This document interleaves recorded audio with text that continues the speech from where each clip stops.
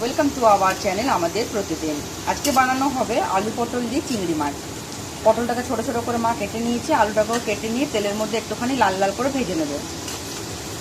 আলুগুলো ভাজা হয়ে গেছে, এখন পটলগুলো দিয়ে দিয়েছে।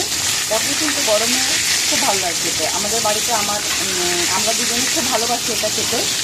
আমার হাজব্যান্ড যদিও খুব একটা খায় না, কিন্তু চিংড়ি দিলে ও খেয়ে নেবে। আলু আর চিংড়িটা, পটলটা না খেলেই চলবে।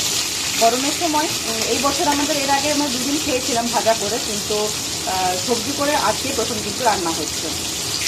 এমনিতেও আমরা রেগুলার যে তরকারিগুলো রান্না করে খাই, যে কোনো সবজি হোক সেটা, আমরা কিন্তু খুব একটা মশলা দিই না। মানে কালকে যেরকম এঁচোড় রান্না হয়েছিল, এঁচোড়ও কিন্তু আমরা অনেক যে মশলা সেরকম কিন্তু দিই না। একদম হালকা পাতলা মশলা, একদমই কমও না, যেরকম টেস্টও লাগবে না, আবার খুব বেশি সেরকমও না। রেগুলার খাওয়ার জন্য যেরকম ঠিক যতটা দরকার হয় ওইরকমভাবে কিন্তু মশলা দেওয়া হয়। আর রেসিপিগুলো ভীষণই সহজ থাকে। যদি কেউ বানাতে চান, ইন্টারেস্টেড থাকেন, তাহলে অবশ্যই এগুলো এখান থেকে কিন্তু দেখে নিতে পারবেন। যারা প্রথম রান্না করছেন বা নতুন করছেন তাদের জন্য কিন্তু খুবই এটা সুবিধা। পটলটা খুব ভেজে তুলে নেওয়া হয়েছে, ওই তেলের মধ্যে চিংড়িটাকে কিন্তু ভেজে নিতে হবে। একদম ছোটো চিংড়ি থাকলেও কিন্তু ভালো হয়, যদি না পান বড় চিংড়ি। একদম মার্কেটে খুব একটা ছোটো ছিল না, এই সাইজেই পাওয়া গেছিলো, তাই এগুলোই নিয়ে এসেছে। এগুলো কিন্তু এখন ভেজে নিতে হবে একটু করে।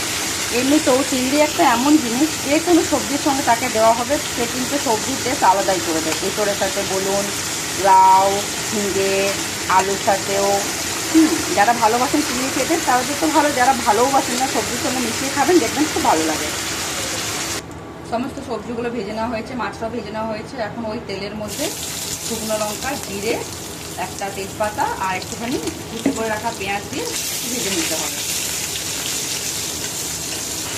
পেঁয়াজটা হালকা একটু ভেজে নেওয়ার পরে কেটে রাখা টমেটোটা দিয়ে দিতে হবে। এখানে দুটো টমেটো অ্যাড করা হয়েছে। মাছে বা এরকম একটা সবজিতে যদি টমেটো বেশি করে, মশলাটা কষতে একটুখানি ছেড়ে ডেকেছিল, আমি গেছিলাম ওইদিকে।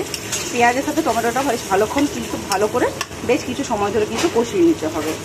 অনেকে পেঁয়াজ বাটা ছোটো কুচি করে পেঁয়াজও অ্যাড করতে পারেন, যেরকম চান আপনারা সেরকমভাবেই দেবেন। কিন্তু মেন হলো মশলাটাকে কষানো সময় নিয়ে। একটুখানি হলুদ অ্যাড করা হয়েছে, ধনে পাউডার, জিরা পাউডার, যে সমস্ত মশলা আমরা দিই ওইটা দিয়ে, শুকনো লঙ্কার একটুখানি পাউডার দেওয়া হয়েছে। এমনিতে কাঁচা লঙ্কা বাটা আছে মশলার সাথে, সেই মশলাটা এখন কিন্তু অ্যাড করে দিতে হবে। আর এটা হচ্ছে মেন মশলা, জিরে, আদা, ধনে সমস্ত কিছু, পেঁয়াজ, আদা, রসুন সব দেওয়া আছে এটার মধ্যে। এখন মশলাটা কষে নেওয়া হয়ে গেছে। আলু আর পটল যেগুলো ভেজে রাখা হয়েছিল সেগুলো কিন্তু এরকমভাবে মশলার সাথে বেশ কিছুক্ষণ কষিয়ে নেবো। এখন জল অ্যাড করবো না, ভালো করে কষানো হয়ে গেলে তারপরে একটুখানি জল অ্যাড করবো। দেখতেই পাচ্ছেন কালারটা কি সুন্দর এসেছে।